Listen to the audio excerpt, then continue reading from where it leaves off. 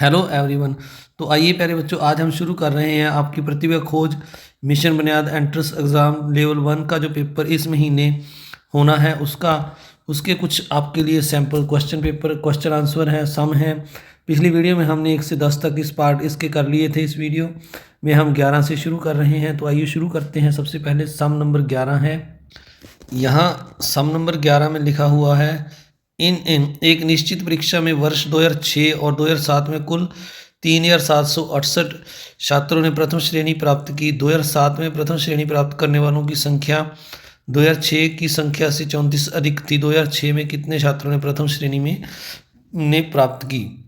तो अब हमें यहाँ पर दिया हुआ है 2006 और 7 में जो कुल छात्र थे जिन्होंने प्रथम श्रेणी प्राप्त की वो 3768 हैं। दोनों को मिलाकर प्रथम और फर्स्ट और प्रथम वर्ष में जो है 2006 और 7 के 2007 में यहाँ पर लिखा हुआ प्रथम श्रेणी प्राप्त करने वालों की संख्या 2006 की संख्या से 34 अधिक थी। अगर 2006 में हम x मान लें तो 2007 में जो होगा इससे जो 34 अधिक हैं, तो 2007 में x था और 2006 में अगर x था तो 2007 में x प्लस 34 छात्र थे। तो इन दोनों का योग है जो 3768 के बराबर है। यहाँ पर अगर हम इसको जोड़ कर लिखें x जोड़ x प्लस 34 बराबर में 37, तो इनका जोड़ है जो 3768 के बराबर है। पहले वर्ष का 2006 का और 2007 का। अब इसको जोड़ें तो हम 2x हो जाएगा दोनों को, और 34 दूसरी तरफ जाकर 3768 में से हमने माइनस कर देने हैं। तो 34 को माइनस करेंगे तो इनको माइनस करने पर ये 3700 जो है 34 आ जाएगा, 68 माइनस हो जाएंगे। तो अब हम ये जो 2 है यहाँ से इसको इसकी दूसरी साइड में ले जाकर डिवाइड कर देंगे। तो डिवाइड कर इसको हम काट देंगे तो ये यहाँ पर 1867 आ जाएगा काट कर, यानी x की वैल्यू हमारे पास 1867 आ जाएगी।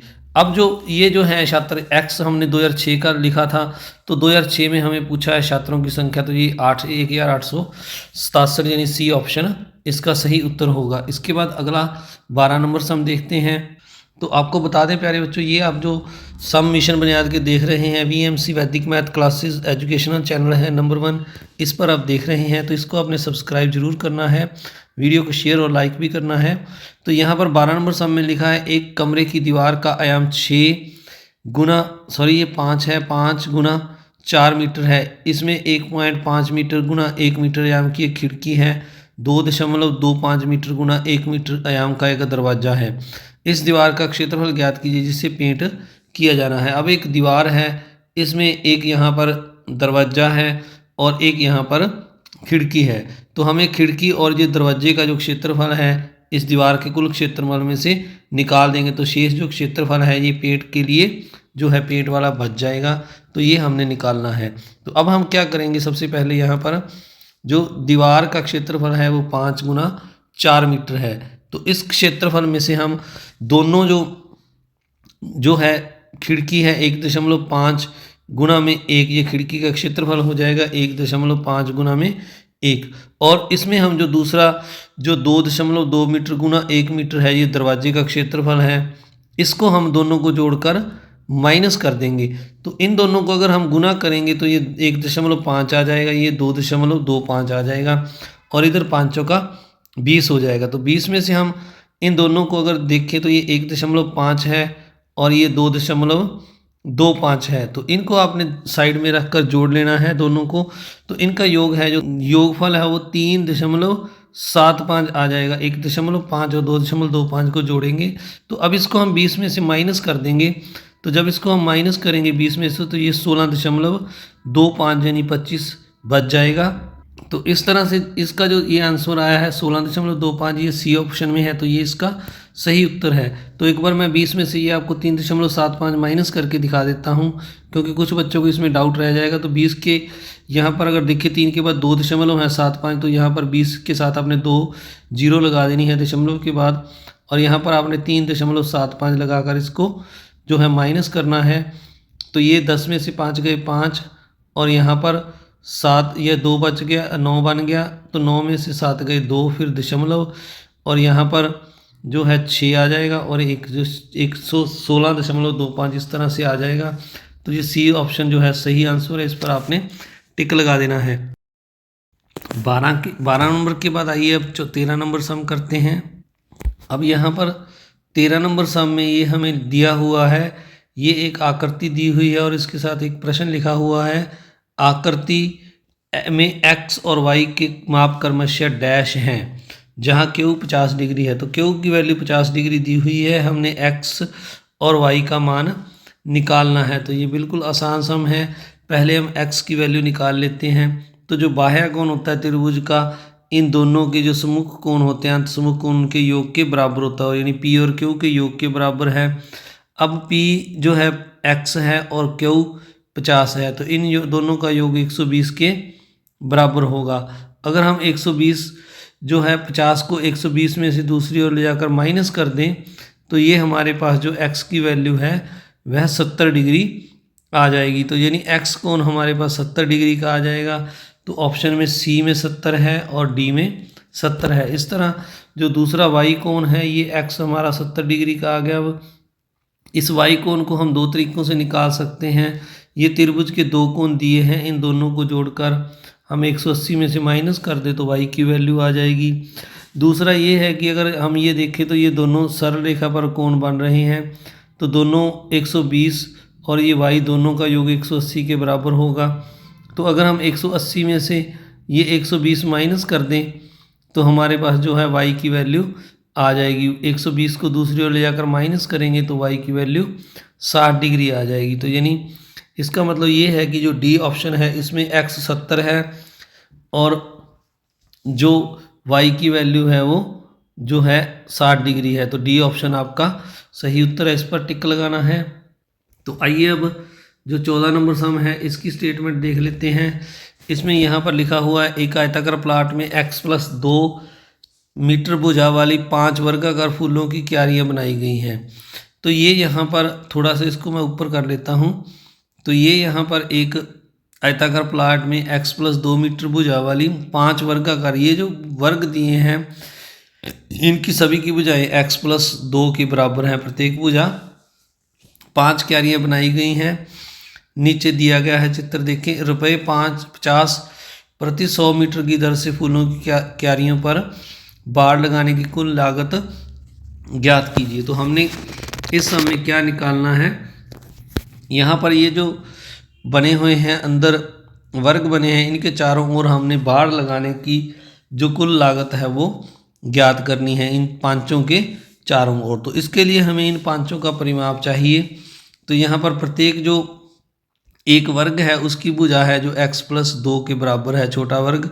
तो इसका जो परिमाप है उसका सूत्र होता है एक वर्ग के परिमाप का 4 गुना जो है भुजा। तो 4 गुना भुजा हमारे पास भुजा x + 2 है।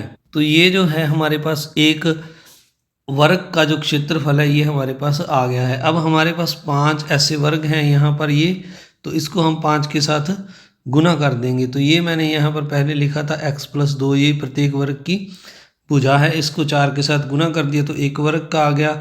फिर ये 5 वर्ग हैं तो हमने 5 के साथ गुना कर दिया तो ये पाँचों का परिमाप आ जाएगा। 5 को हम 4 के साथ गुना कर देंगे तो ये पाँचों का 20 आ जाएगा x + 2। तो ये 5 जो वर्ग हैं उनका परिमाप आ गया है। अब 50 रुपये प्रति 100 मीटर, तो 100 मीटर ये जो है इसके साथ मीटर लगाना है आपने, 20 × x + 2 मीटर। तो अब 50 रुपये प्रति 100 मीटर। अब 100 मीटर का जो खर्चा है हमारे पास वो जो है 50 रुपये है। अब हम इकाई लगाएंगे तो 1 मीटर का निकालेंगे तो ये 50/100 हो जाएगा। और हमने 20 × x + 2 इसका निकालना है, तो हम यहाँ पर लिखेंगे 20 × x + 2। ये पहले लिखा हुआ था, मैंने इसको दोबारा से कर दिया। तो ये 20 × x + 2 को इसके साथ गुना करेंगे तो ये 0 के साथ 0 कट गया, ये इस 0 के साथ कट गया। तो अब 5 को हम 2 के साथ गुना कर देंगे तो ये 5 दूनी 10 ब्रैकेट में x + 2 रुपये। तो ये इतना आ जाएगा। तो ये जो है हमारा सी ऑप्शन है, इस पर आपने टिक लगा देना है। इसके बाद आइए अब अगला सम करते हैं। 15 नंबर सम करने से पहले फिर से एक बार आपसे रिक्वेस्ट है कि अगर आप चैनल पर नए हैं या अभी तक चैनल को सब्सक्राइब नहीं किया तो जल्दी से कर लें। इस वीडियो को लाइक करें और ज़्यादा से ज़्यादा शेयर भी ज़रूर करें। तो 15 नंबर में हमें दिया हुआ है स्मिथ एक माल में काम करता है, उसे प्रति घंटे में ₹50 का भुगतान मिलता है। पिछले सप्ताह लगातार 7 घंटे काम किया और इस सप्ताह वह x घंटे काम करेगा। दोनों सप्ताह के लिए उसे दिए गए पैसों के लिए एक बीजीय व्यंजक लिखिए। तो अगर हम इस सवाल में देखें तो उसने जो कुल है पिछले सप्ताह 7 घंटे काम किया और इस सप्ताह x घंटे, तो यानी उसने कुल जो है 7 + x घंटे दोनों सप्ताह में काम किया। तो अगर हम यहाँ पर आगे देखें उसे 1 घंटे के 50 रुपये मिलते हैं। तो हमने 7 + x जो है इसके निकालने हैं, उसे कितने रुपए मिलेंगे, तो हम इसको 50 के साथ गुना कर देंगे। तो ये हमारे पास 50 गुना में इसको गुना करेंगे तो हम x को पहले लिख लेते हैं क्योंकि यहाँ पहले लिखा हुआ है चारों ऑप्शनों में, +7 तो 50 × x + 7 रुपये बनते हैं, जो ऑप्शन सी में है। तो सी हमारा सही उत्तर है, इस पर आपने टिक लगाना है। इसके बाद 16 नंबर सम है। 16 नंबर जो सम है 16 नंबर में हमें दिया हुआ है एक मनोरंजन कार्यक्रम में 400 रुपये की टिकट 250 टिकटें और तथा ₹100 की 500 टिकटें बेची गई। यदि ₹400 की टिकट पर मनोरंजन कर 40% और ₹100 की टिकट पर 20% है, तो बताइए कार्यक्रम से कितना मनोरंजन कर वसूला गया। तो इस सम में हमें यहाँ पर जो ये दिया गया है कि 400 रुपये की जो है टिकट वो 250 टिकटें बेची गई और इस पर जो मनोरंजन कर है वो 40% है। और इसको अगर हम इसका कुल निकाल लेंगे तो ये 400 की एक टिकट है और 250 टिकटें बेची गई हैं और इस पर 40% है जो टैक्स है मनोरंजन का। तो इसको हम यहाँ पर लिख कर 40/100, तो इसको हम जो काट देंगे तो ये 0 इसके साथ कट गई और ये 0 इसके साथ कट गई। अब इनको हम गुना करेंगे तो ये हमारे पास 25 चौका 100 और 100 को 4 के साथ गुना करेंगे तो 400 आ जाएगा और साथ में ये 2 0 और हैं ये लग जाएंगी, तो ये 40,000 रुपये आ गया।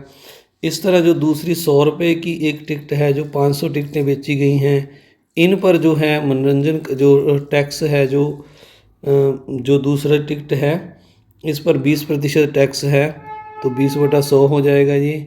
तो इसी तरह हम 100 के साथ 100 को काट देंगे और 500 को 20 के साथ गुना करेंगे तो ये जो है 10,000 आ जाएगा। इसको अगर हम जोड़ेंगे तो एक बार दोबारा से सही करके लिख लेते हैं। तो इनको अगर हम जोड़ेंगे तो 4 और 1 5 और ये 4 0 साथ में लग जाएंगी, तो ये 50,000 आ जाएगा। यानी डी ऑप्शन है जो इसका दोनों का कुल जो है कर है मनोरंजन कर वो इसका आ जाएगा। इसके बाद अगला सम है 17 नंबर सम है। इसमें हमें यहाँ पर लिखा हुआ 150 छात्र अंग्रेजी गणित और दोनों पढ़ रहे हैं। 62% छात्र अंग्रेजी पढ़ रहे हैं और 68% छात्र गणित पढ़ रहे हैं। कितने छात्र दोनों पढ़ रहे हैं? तो अब हमारे पास जो कुल 100 है इसमें से अगर हम देखें 62% हैं जो दोनों जो हैं बच्चे गणित जो अंग्रेजी पढ़ रहे हैं और 68% जो हैं गणित पढ़ रहे हैं। अगर हम इन दोनों का जोड़ देखें तो ये 100 से ज़्यादा है।